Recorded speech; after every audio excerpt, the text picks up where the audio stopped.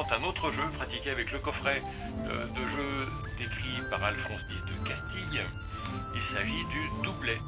Alors c'est encore un jeu de course, mais à l'inverse du jeu toute table, là les pions ne vont pas se croiser en suivant un parcours en fer à cheval. Ils vont rester dans une seule moitié du plateau, et le but va être de les sortir, en restant de son côté, de les sortir du plateau le plus vite possible.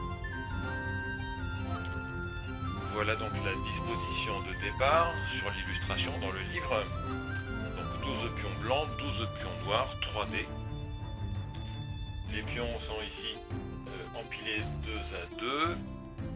Alors les dés ne vont pas servir à déplacer les pions, uniquement à les dépiler ou à les faire sortir.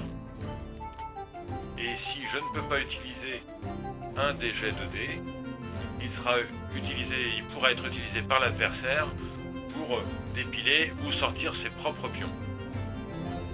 C'est parti, je joue les noirs. Et donc là, 5, 4, 4 et 5. Le 4 me fait dépiler celui-là, le 5 celui-là. Et l'autre 5 va me permettre de sortir ce pion-là. Voilà, là le jeu a bien avancé. 2, 2 et 6. Je peux jouer le 6, sortir celui-là. Mais je ne peux pas jouer le 2.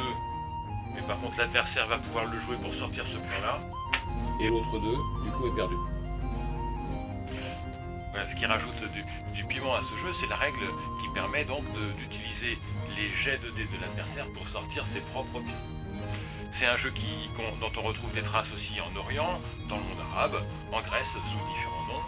Un jeu du coup facile, abordable et qui est tout à fait jouable avec des jeunes enfants. On se retrouve bientôt pour une autre présentation d'un autre jeu du livre des jeux. D'ici là, je vous dis à très bientôt.